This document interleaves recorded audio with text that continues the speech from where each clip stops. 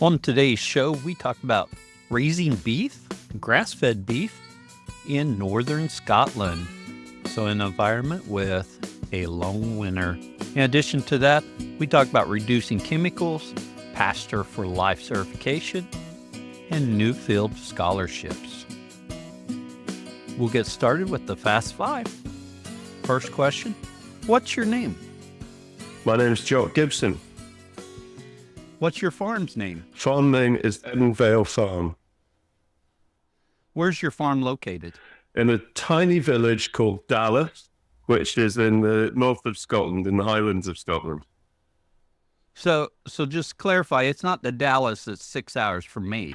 No, it's the one that came before Dallas. Oh, yeah. I'm sure it did. What year did you start grazing animals? I came back to the farm here in 2015. And what livestock do you graze on your farm? Mostly cattle, a mixture of highland and Shorthorn genetics. Welcome to the Grazing Grass Podcast, the podcast dedicated to sharing the stories of grass-based livestock producers and exploring regenerative practices that improve the land, animals, and our lives. I'm your host, Gal Hardiness, and each week we'll dive into the journeys, challenges, and successes of producers like you, learning from their experiences and inspiring each other to grow and graze better. Whether you're a seasoned grazer or just getting started, this is the place for you. Attention ranchers, are you ready to boost your ranch's profitability in 2025? Join Noble Research Institute for Noble Profitability Essentials in McKinney, Texas, this January 28th, 29th. This transformative 2-day course will help you unlock the full potential of your land and livestock. Noble's experienced advisors with over 200 years of combined experience will guide you through proven strategies to enhance your bottom line. You'll learn how to improve soil health, maximize forage quality, reduce costly inputs, and optimize stocking rates. This course is designed to address your unique challenges and build lasting solutions for your ranching operation. Through hands-on activities and interactive conversations, you'll gain valuable skills to create a more resilient, productive, and profitable ranch that will thrive for generations. Don't miss this opportunity to learn from the best and secure your ranching legacy. Register by December 30th to save $50 with our early bird discount. Visit noble.org today to enroll in Noble Profitability Essentials in McKinney, Texas, January 28th, 29th. Invest in your land, livestock, and livelihood this January. For 10 seconds about the farm, really don't have too much. It's just continuing what we're doing every day. And luckily, the weather's been pretty mild, so that's been really nice for us. For 10 seconds about the podcast, if you can share this with a friend, I'd appreciate it. We are really close to hitting that 300,000 downloads for the lifetime of the podcast. So if you can share it to one person, it helps. Appreciate it. And let's get back to the conversation with Jock. So you came back to the farm in 2015. What prompted you to come back to the farm? So I guess before that, I was primarily involved with looking after another part of the family business, which is our butchery business, and which I came back to in 2007. And then I came back to the butchery business in 2007. Before that, I was a building services engineer by trade. Oh, yes. And then, unfortunately, both my parents died in fairly quick succession. So I moved up to the farm in 2015 to take that on then. Did you think you'd always come back to the farm? No, it was a first generation and only generation business. So Dad bought the farm in the mid-70s, and as far as he was concerned, it was to be sold, and Mum and Dad were going to retire. So, and even coming back to the butchery business, I came back for a short period of time. Mum hadn't been well. she wanted to sell the business, Dad didn't, and I was discovering I was a crap engineer and needed to do something different. So that was basically my return home, and yeah, we are however many years down the line, and we still got the butchery, still got the farm. So that's where we are. So the question of the chicken or the egg, which came first, the farm or the butchery? It was definitely the farm. So when Dad bought the farm, he started off with pedigree highland cattle. At that time, yes. the breed was very much a minority breed. And so he was very much involved in pedigree sales. And that was based in the UK to begin with. And that built up until the mid-90s. When we were exporting embryos and semen all around the world. So America was a big market for us, but also Australia, New Zealand, and Scandinavia. Yes. But it's then and now, actually, for every pedigree Highland bull you sell or pedigree Highland heifer you sell, you've got a heap of unfancied steers and heifers that just don't make the grade. So, there were very little value in them. And so buying the butcher shop was a way of trying to value add and get the value out of the really high quality cattle, really good quality carcasses. But certainly in the UK, it's, continental animals are much more fancied. Your Euros, your Charolais, Limousin, things like that. Highlands have gotten popular over here, especially on the smaller farms. And my wife sees pictures of Highland calves and she's like, oh, I need one. I've not gone there yet, but there's a few up the road from me. Yeah. So, from our point of view, they make an excellent suckler cow that we can stick them out in all weathers and they don't bat an eyelid. They just sit there, face the worst of the weather and go, is that all you've got for me? But the trade-off with that is you get some pretty slow-growing calves out of them. Oh, yeah. Yeah. Now, on your farm, you are pastured for life. Let's see, make sure I'm saying this right. I've got it wrote down. Pasture for Life certified. Yes. What is that? So that's the certification scheme that we have in the UK here. And basically what that does, it's certified that we only use grass and forage on our farm. So there's no concentrate feed ever.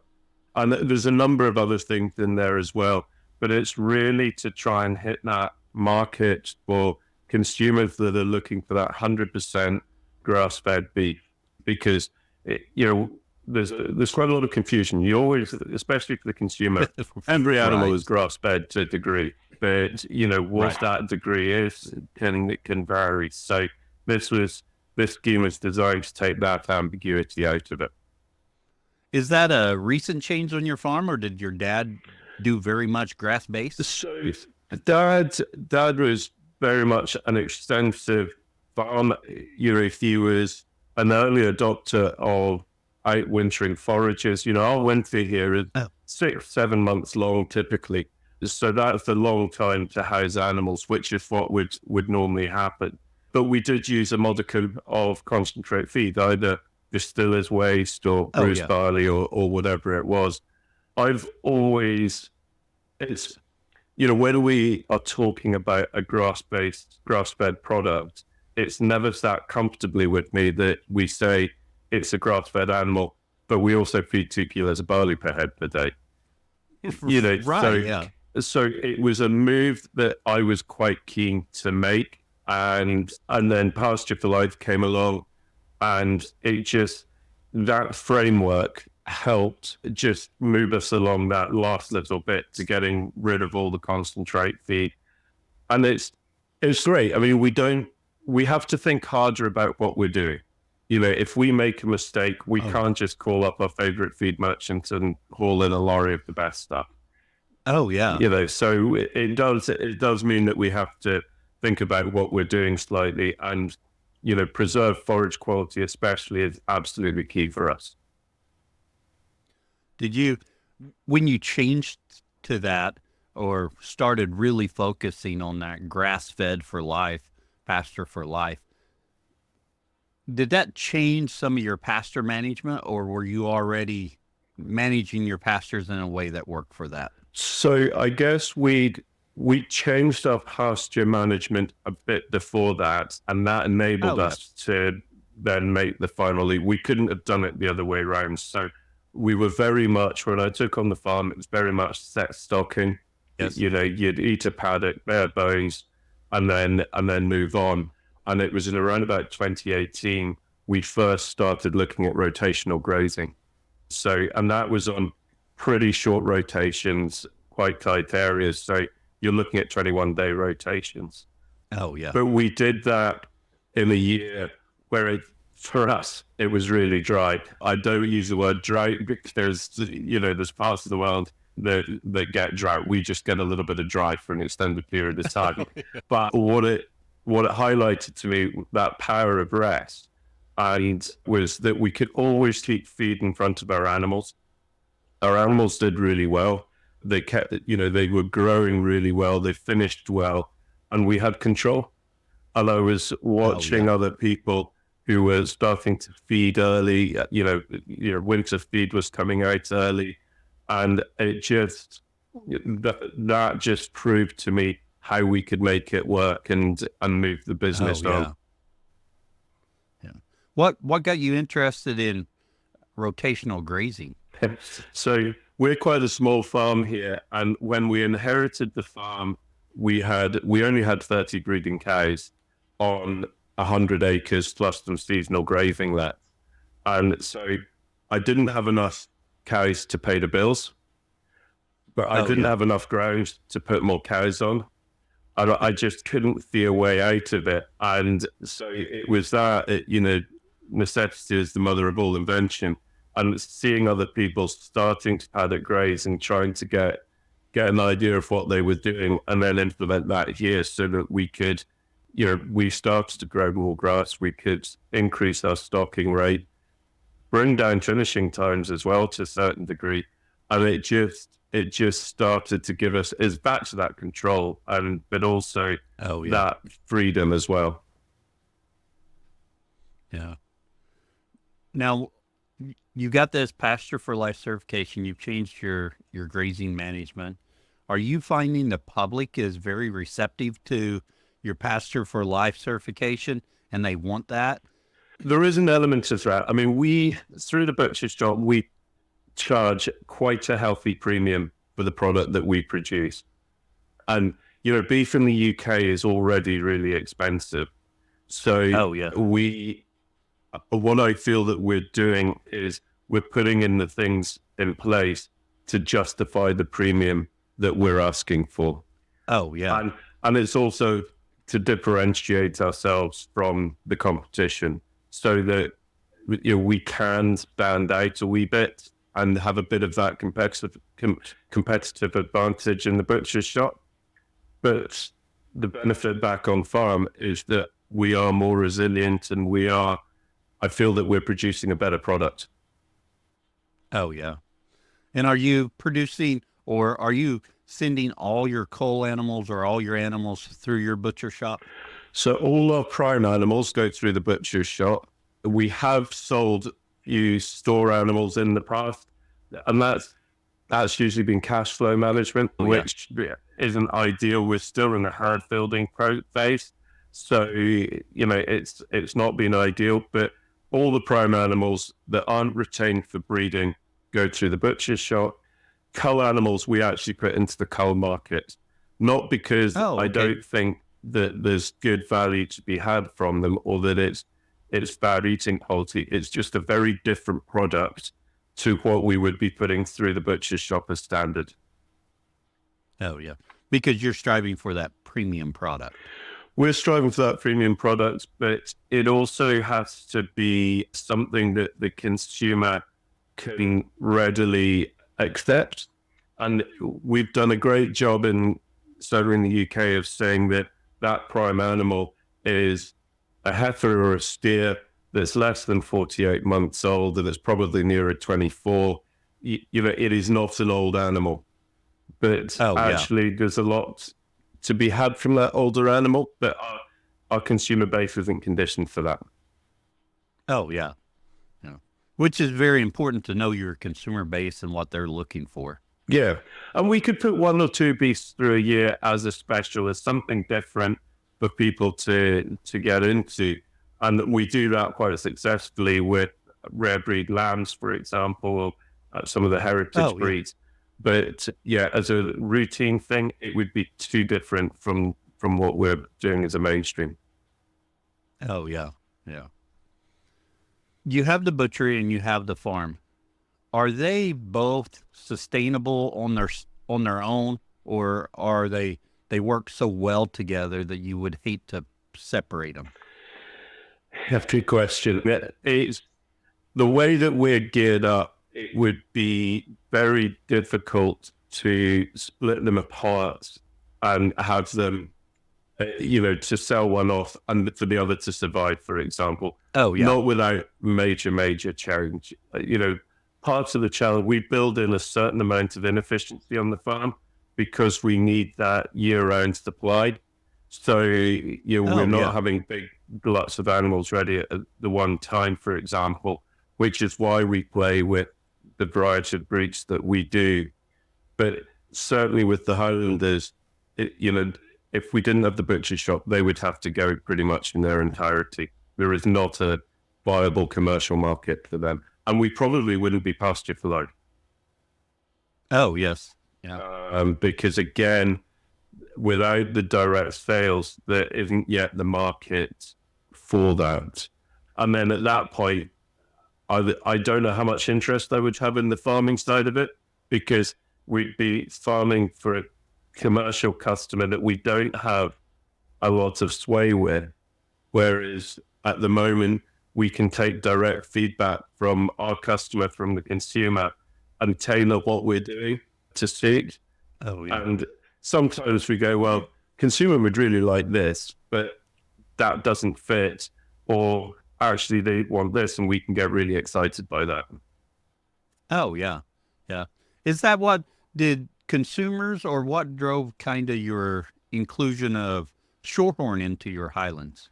So again, it's that consumer piece. I guess one of the customer bases that we work a lot with is chefs in hotels and restaurants, for example. Oh, yeah. And again, it's having that carcass which fits that market a bit better. The Shorthorn's great in providing a bit more confirmation to the carcass, and it helps speed up the finishing time as well, without losing too much in terms of winter hardiness. And, we certainly don't particularly have temperament problems. Structurally, they're a good animal and fit this environment really well. When you're crossing them, I guess this is really a simple question, or I think it'd be a simple one. You get a Shorthorn with longer hair. Of course, it's a combination of two breeds, so it makes them more winter hardy for your environment. Yeah. So we just get that. You get a Shorthorn that's maybe a bit more winter hardy, or a Highlander which is less winter hardy, whichever way you want to look at it. Whichever way, right. So it's trying to get that compromise. You do get a wee bit of hybrid vigor as well in there. Yeah. And it's breeds that work for us without getting a carcass that's too big as well. So we're trying to keep relatively moderate size carcasses.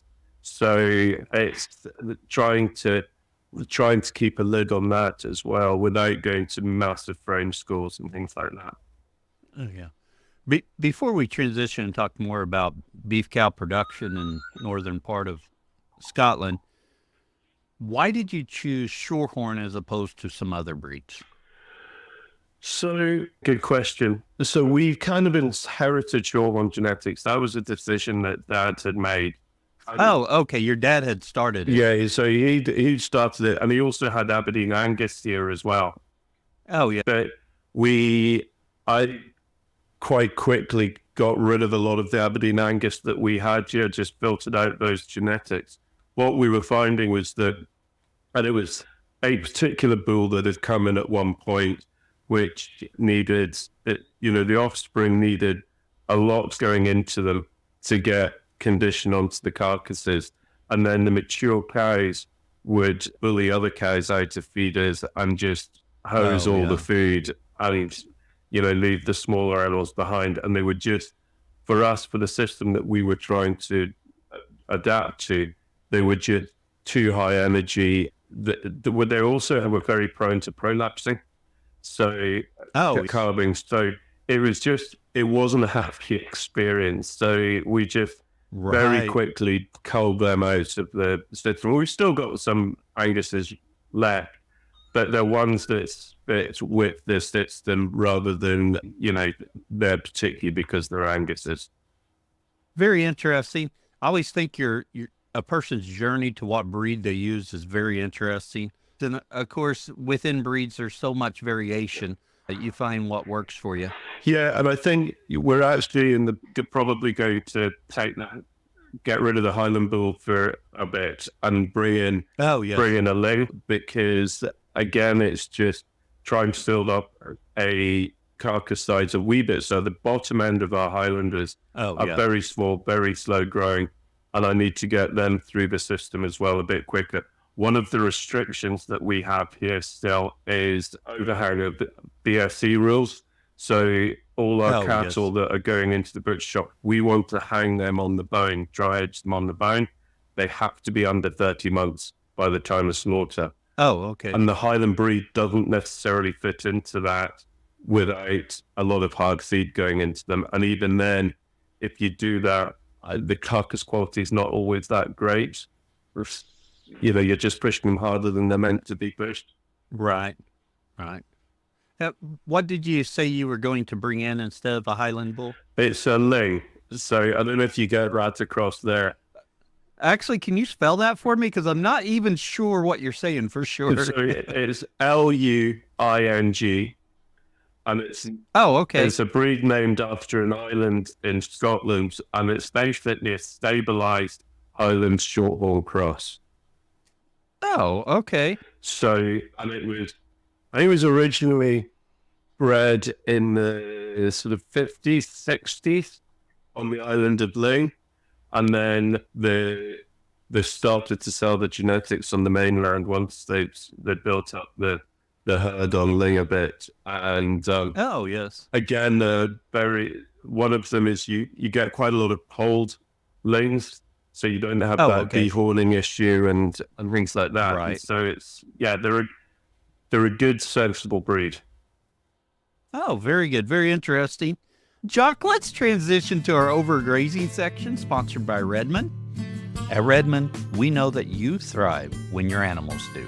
That's why it's essential to fill the gaps in your herd's nutrition with the minerals that they need. Made by nature, our ancient mineral salt and conditioner clay are the catalyst in optimizing the nutrients your animals get from their forage. Unaltered and unrefined, our minerals have the natural balance and proportion that your animals prefer. This gives your herd the ability to naturally regulate their mineral consumption as they graze. Our minerals won't just help you improve the health of your animals, but will also help you naturally build soil fertility so you can grow more nutrient-dense pasture year after year. Nourish your animals, your soil, and your life with Redmond. Learn more at redmondagriculture.com. It's a section where we take a deeper dive into your operation. We're going to talk about grass to beef in northern Scotland, which is very different from mid-U.S. for me. I'm in Oklahoma. We have a really nice environment. Wally Olson likes to say it's the best place to grow a beef cow. I'm not sure too many people would say that where you're located. I don't know. I think everywhere has their challenges. You're exactly right about that. I've been very fortunate. At the start of this year, I spent 3 months traveling through bits of South America, Australia, New Zealand, Japan. We have a 6-month winter here. Other places, they have a 2-month summer dry. Other places, it doesn't rain for 18 months. So what we can do here very effectively is grow grass. We are in a, we can grow 10 12 tons of dry matter per hectare per year here. So the biggest challenge is utilizing it, you know, if it gets very wet. So where we are, particularly in Scotland, we have a bit of a microclimate. So we get typically just under a meter of rainfall a year. So it's pretty moderate. Places on the west coast will get 3 times that anyway. And so we can sort of graze reasonably effectively during the growing season. So we'll grow grass from end of March until the end of October. Oh, okay. So yeah, that's very similar to here. I thought you may be in a more wetter area, but that's not too bad there. Got plenty of rain, but not too much. Not too much. Yeah, it's good. I mean, this year we've had a lot of rain, and as I say, places, you know, further west from us, and not that much further west, would get a lot more than that. So we're in a very nice farm, an area to farm here, and we're on the Murray Firth Coast there, and we're about 600 feet up above sea level. So again, not too high. And it's a side-facing farm, so it's easy, really. Oh, yeah. Well, I know your pictures from Instagram looking at your grass there. It's very pretty and tons of grass production. So, as you mentioned, growing grass is not that bad, but how do you get it throughout the winter or keep your cattle on grass-fed, forage-based? Are you able to stockpile forages in your environment? Yeah, so we do a bit of a mixture now. So what we will do is we will take out I like to go into the winter with about 1,000 bales of silage. And so it's a reasonably high level of silage. Ideally, I'd like to make hay, but I haven't got the patience. And getting the weather window here isn't always that easy. I don't have the kit on farm to do it, and there's a lot of reasons or excuses that I make for not making hay. Whereas silage is very easy; you just bale it and raft it and hope. So we outwinter all our cows, and they will be on deferred grazing with bales placed out in the field, so that all we have to do is take the plastic off, move a fence, and they get a bit of the grass and a bit of the silage. And if we have snow during the winter, they won't get the grass, but they'll get the silage. So that's what we do with them. And then they'll come in to calve around about mid-February. And then as soon as they've calved, they get thrown back outside again. For our young stock and growing stock, we have tried to outwinter them. We tried to outwinter them for 3 years on the trot, and I wasn't getting the results that I wanted. And so we've started to bring them back inside again. And again, they just get bedded down on straw beds with silage in front of them. And because during that winter period, so the growing and finishing stock, I don't need them to be doing massive amounts of weight gain, but I do need them doing 0.4, 0.5, even 0.6 of a kilo a day, so that when we come out in the spring, they've got a good spring and summer ahead of them.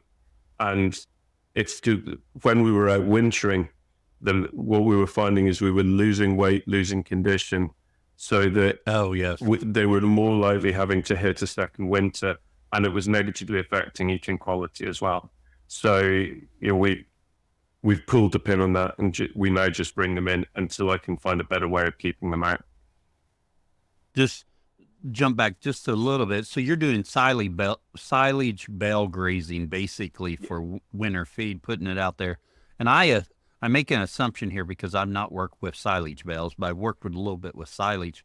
But you're going out there each time you're moving them and cutting the plastic off the bale at that point. Yeah.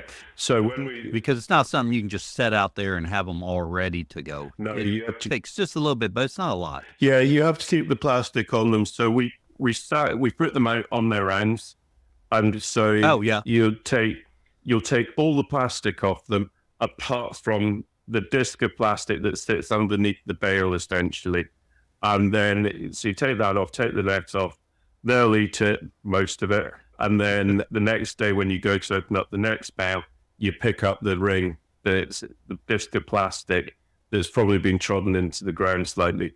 We're not using feed rings because that's another thing that somebody has to upend, push around and do all of that. Yes. And high winds and things, it's not cool. Yeah. Yeah, no, I completely agree. Minimize those things you have to do. Those little things add up. Yeah. Well, it's only 5 minutes, but it's 5 minutes every day. So. Yeah, exactly. And we're a very small land base here, but what we're farming on, but it's quite spread out. So, we're having to go between a number of different farms to do all this. So when we do it, we need it to be quick and as easy as possible. Yes. And minimum skill, minimum kit needed, and all of these things. So we've really been able to speed up our winter routine and how much time we spend each day feeding cattle by going to this bale grazing rather than having bales out and rings that we're taking out to them every single day. Oh, yeah. Yeah. We have the ability here to take 2 cups of silage a year. And oh, yes. I've cut all fertilizer out of the system here now. So, and that's been great on a number of levels. But what it does mean is that second cut silage isn't that clever. So we try and take our entire silage requirement out of the first cut. And then what would be taking second cut, we'll defer the grass on that. So over the next number of years, what I'm hoping to do is adjust stocking levels to a point where we're meeting winter forage requirements out of first cut and probably actually reducing the amount of silage we make overall. Oh, yes. Yeah. With your area you're making silage from, are you also grazing that area? I think you said deferred grazing, so you're bringing them in later in the year for that area. Yeah, and we try and rotate our silage ground around so that we're not cutting the same field each year. Again, just because we're not, the only nutrients we're putting back in is farmyard manure that we're taking out of sheds. So we've got to be really careful with things like potash levels and what have you. Are you planting anything extra for the silage, or is it just your regular pasture that you're putting into silage? At the moment, we're just putting in, it's all ryegrass, clover swards here. Yeah. We have started to play with more diversity in there, so things like chicory, plantain, lucerne, these things. But I've discovered that I'm not very good at many things, but I am very good at killing herbs. So it's not been entirely successful, and persistency is I'm really struggling with. So, but what I was seeing is as we increase rest periods on paddocks, we are slowly starting to see a bit more diversity come into it. So I'm starting to lose less sleep over what we're reseeding with, so long as it grows, it's good for cattle, and hopefully the diversity will start to come. But we're still on relatively short rotation periods here. This year we were typically 30-day, 40-day rotations, which the maximum being a 60-day rotation. So I like to be around about that 30 days. It takes us out of a parasite burden, and the farm just seems to sing at that point. Oh, yes. Yeah. Very good. With your owl wintering, and do you have a plugging issue with your cows? Does it get very muddy for you? Are you able to move them rapidly enough? It's not a problem? We do struggle with it. And when we used to sow forage crops, particularly for outwintering, so it would be a turnip, kale, fodder radish, all these good things would be in a mix, and we would strip feed that out. and what you left behind was something that resembled a battlefield.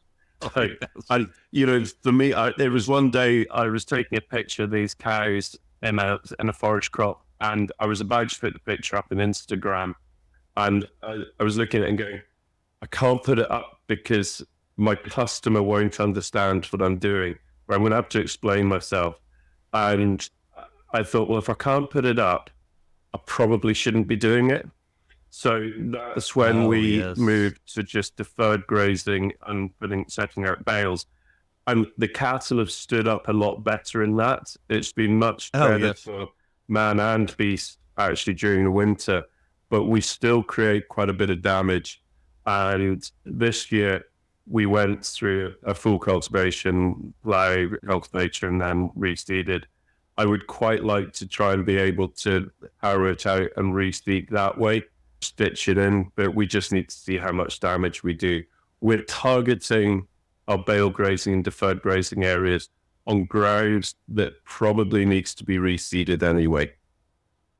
Oh, yeah. So typically here, under normal circumstances, we'd be reseeding every 7 or 8 years into a new grass lay, trying now to get that to at least 10, if not 14 years. So, but that's going to be a bit of trial and error and see what we can do with it.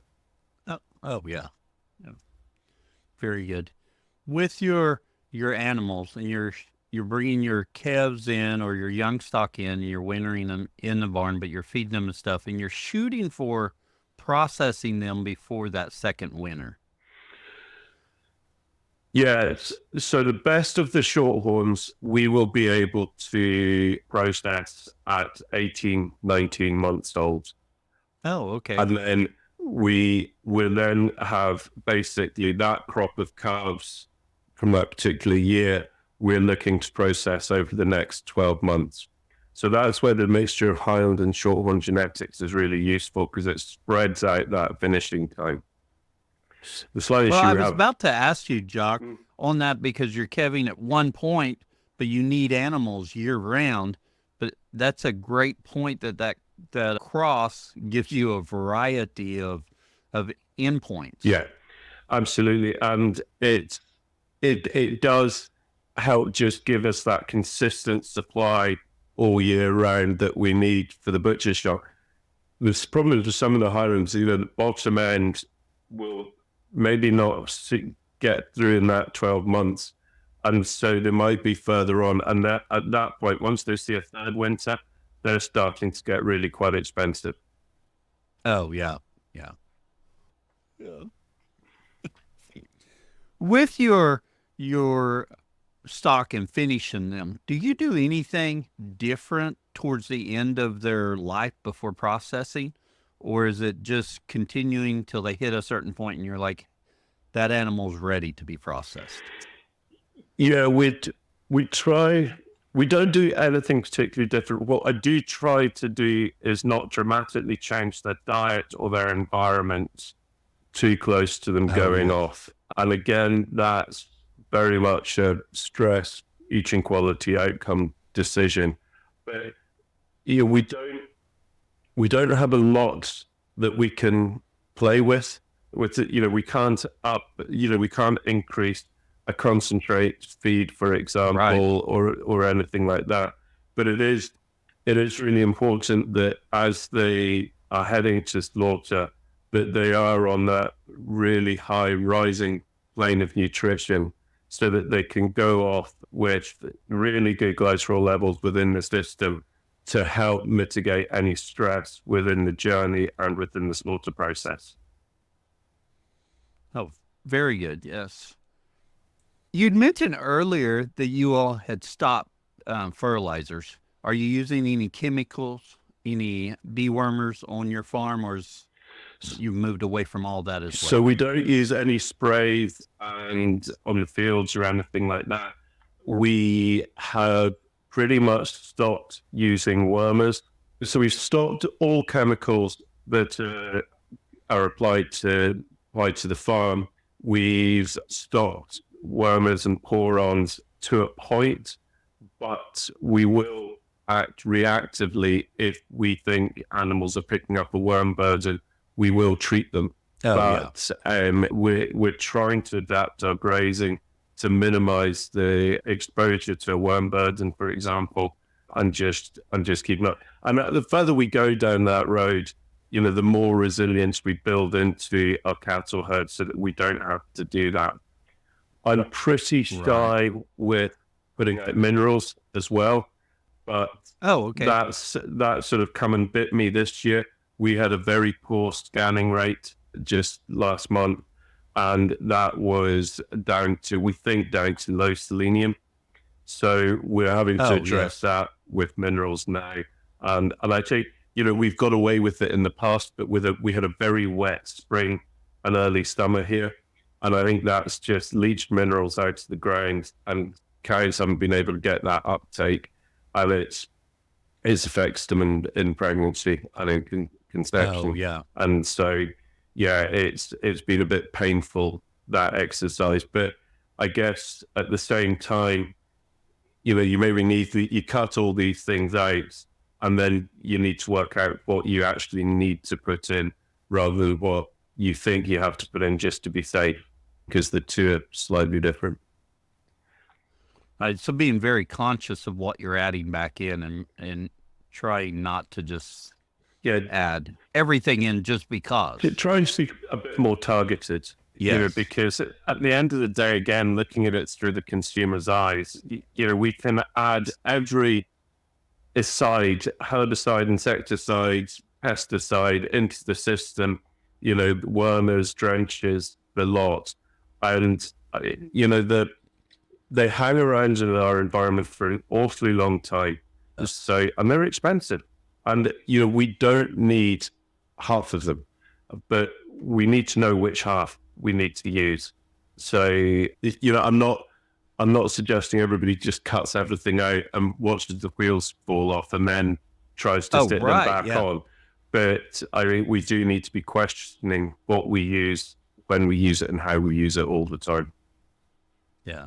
Sometimes we have to be careful of going cold turkey, whole hog cold turkey, and because we're not ready, our animals are not ready for that endpoint that we see in the future that we want. Mm-hmm. It's a journey to get there, and we got to be careful getting there. Absolutely. And I think there is that pressure that there's this middle where we want to be, and there's a lot of pressure that we need to be there now. And actually, where there's a lot of rungs in the ladder that you need to climb before you get there. And so, and sometimes you're going to come back down the ladder before you can go back up it. Oh, yeah. Yeah. And just if you think about just your cattle genetics or epigenetics to get there, that's going to take a long time. That's not just a switch you flip. No, and especially when you're looking at epigenetics, there's so much in there that needs to be looked at. And it's not even one iteration. It's 5, 6, 7 iterations before you get there. Yeah. On you're selling to the consumer, and I think just from someone who doesn't, I sell a little bit direct consumer. We're hoping to do more, but you all having the butchery and selling direct consumer, I would assume that's amazing feedback for what you're doing. So when you made the change to rotational grazing and being Pasture for Life certification, what did you notice the difference in your meat that you produced? So in terms of all the changes that we made, it ticked loads of customer boxes of what they wanted us to be doing. Oh, yeah. The one thing that I came up against was that the consistency of our finished product wasn't the same. So we were introducing a variability into our product that I wasn't and I'm not comfortable with. You're suddenly, when you take out that concentrate feed, you are suddenly much more exposed to the natural environment. You're much more exposed to feed quality and all these things. So, we were introducing a variability into our product. And so we're now looking at what we can do to try and improve that consistency again. And consistency is a bit of a double-edged sword. We can all create a consistent product, but for us, it has to be consistently good. Consistently mediocre or consistently bad isn't where we want to end up. Not going to quite get you there. So, and I'm very lucky at the moment. I'm doing a Nuffield scholarship. I don't know if you've come across that, but there is a number of American Nuffield scholars, and so part of that scholarship is traveling to various countries, looking at systems and processes and methods as to how we improve that product quality. Oh, very good. I did see that on information about you, but I'm not familiar with it at all. Yes, I mean, Nuffield Scholarships Trust is an amazing organisation. It started in the UK in the mid-50s, and it basically provides a scholarship to farmers and in related industries to go and study a topic of their choice, and then they report back to Nuffield in their various country and to the wider industry. So started in the UK, but there is now Nuffield International, which takes in a lot of scholars from around the world. So I think this year in our year group, we probably had about 6 or 7 American Nuffield scholars. There's some Canadians, there's about the same Canadians as well. So there's Nuffield Canada. There's Nuffield Australia is really big now, New Zealand. And it's just really humbling to be in a group of, I think there's 80 odd scholars each year worldwide. And you all meet up once a year, and it's just really humbling to be in a group of these brilliant minds. I don't know how the hell I got into it, but there we go. But you got there. That's the important part. Yeah. That sounds really interesting. Like I said, I wasn't familiar with it, but I pulled it up on my screen to look more at that. That's very interesting. Yeah, no, it's a really positive group of people that just want other people to be doing well, which is certainly in this country can be quite a rare thing within agriculture. Yes. But it's just a really positive group of people, and the knowledge that is held within that organization and the people that have done scholarships, that collective knowledge is just immense. And how far are you in that journey for getting that? Are you about complete with that, or are you just starting midway? So I've done about, what have I done? I've done about 6 weeks of independent travel. So you're meant to do about 6 to 8 weeks of independent travel. The whole process is around about 2 years. Oh, okay. So my travel started in March this year when we had the international conference in Brazil. And then I traveled on from there.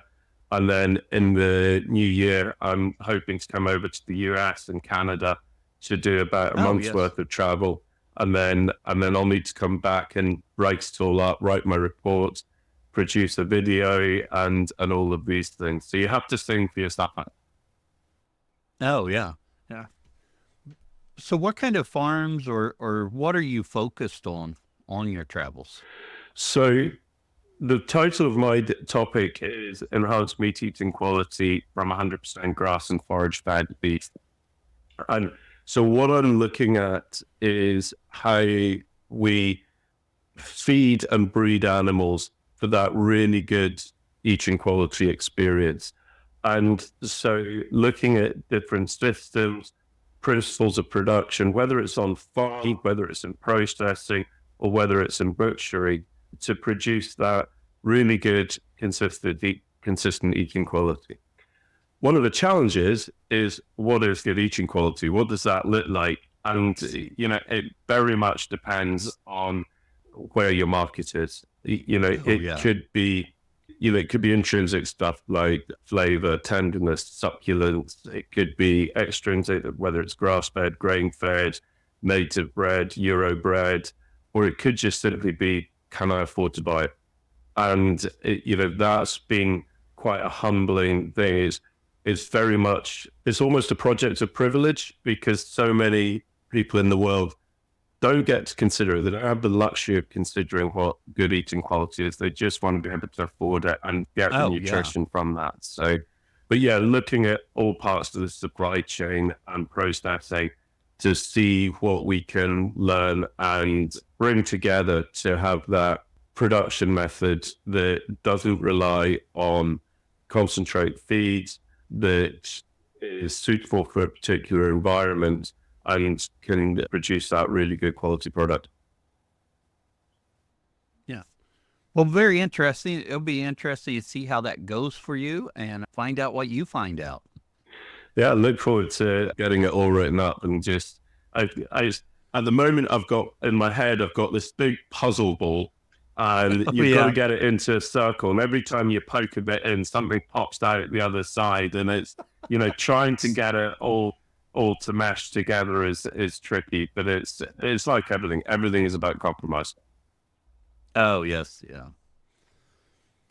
Today, we've done a really quick run through about your operation, producing beef in northern Scotland, your journey. Is there anything else that we didn't cover that you thought, hey, this is something I want to talk about? We don't have a hellish complicated system here.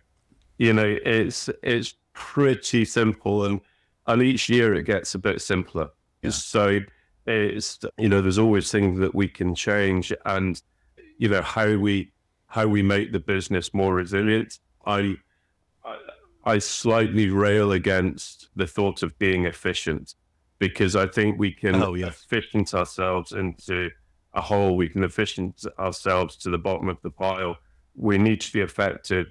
We need to be resilient, but we need to have wriggle room in what we're doing, so that if something does come along that knocks us for six, it's not going to derail the whole program. It's not going to cost a lot of money to buy your way out of it or whatever, and you're just less reliant on factors out with your control. Oh yeah. And lastly, where do you see the future for Edinvale? Is it Edinvale? Edinvale, yeah. For Edinvale Farms and Macbeth Butchery. So I think what's so exciting is we are trying to grow our business, and we're doing that in an environment where our national cattle herds in the UK is falling. Oh yeah. We're politically, it's quite tough here at the moment. So but there's definitely opportunity. We're still looking at increasing herd size. Looking at opportunities where we can maybe take on more ground. And, maybe, we're very reliant on renting ground here off estates and other places. And hopefully some more of those opportunities will come as we can demonstrate that we're farming in a sympathetic manner to the environment, that we're trying to enhance our environment even. So, and hopefully that story will feed into what we do in the butchery, what it'll do for our consumers. We've had a really good busy year in the butchers so far, and hopefully that continues. And it's just trying to build on that and use that momentum to keep moving forward and innovating and building our customer base. Very good. Jock, really appreciate you sharing with us today, but it's time for us to transition to the famous 4 questions, same 4 questions we ask of all of our guests, and it's sponsored by Ken Cove Farm Fence. Ken Cove Farm Fence is a proud supporter of the Grazing Grass podcast and grazers everywhere. At Ken Cove Farm Fence, they believe there's true value within the community of grazers and land stewards. The results that follow proper management and monitoring can change the very world around us. That's why Ken Cove is dedicated to providing an ever-expanding line of grazing products to make your chores easier and your land more abundant. Whether you're growing your own food on the homestead or grazing on thousands of acres, Ken Cove has everything you need to do it well. From reels to tumblewheels, polytwine to electric nets, water valves to water troughs, you'll find what you're looking for at Ken Cove. They carry brands like Speedrite, O'Brien's, Kiwi Tech, Strainrite, Job, and more. Ken Cove is proud to be part of your regenerative journey.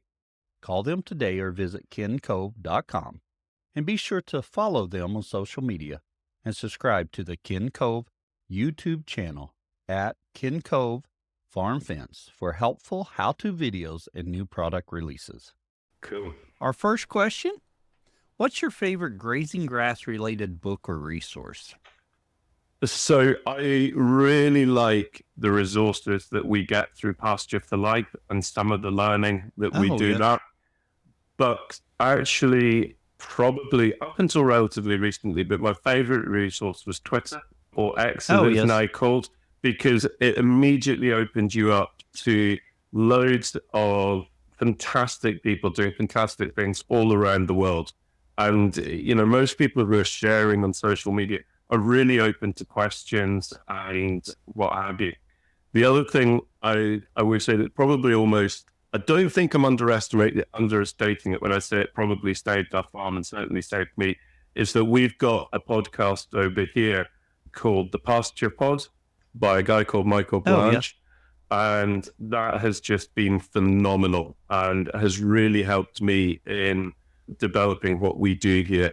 The way Michael questions people and gets the information out to people and is able to get that across in a really relatable way is just incredible. So that's been... Oh, very good. Yeah, amazing. Excellent. I'm going to have to look that pod up. Not familiar with it. It's got awful theme tunes. Oh, yeah.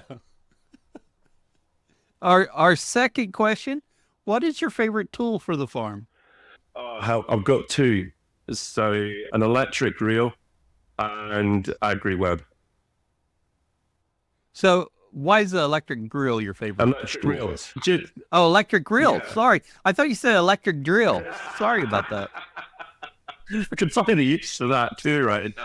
Yeah. I was like, well, I use mine quite a bit, but... Yeah, so you've paid for it. No, electric reel and AgriWeb. Okay. Very good. Very good. Our third question, what would you tell someone just getting started? Getting started in farming or getting started in grazing? Either way, it's either way you want to take that works for us. So it is, either way, hustle, just try things, get involved, don't be afraid of making mistakes. It's, some mistakes seem big at the time, but, you have to ask yourself, is it going to matter in 5 minutes, 5 days, 5 months, 5 years?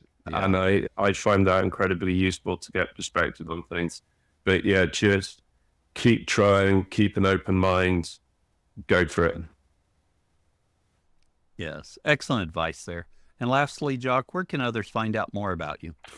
So I'm on Twitter at Edinvale Farm, and also that's Butchers, Facebook, the same, Instagram.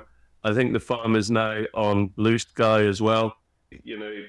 Email, phone, there's lots of ways of getting in touch with us.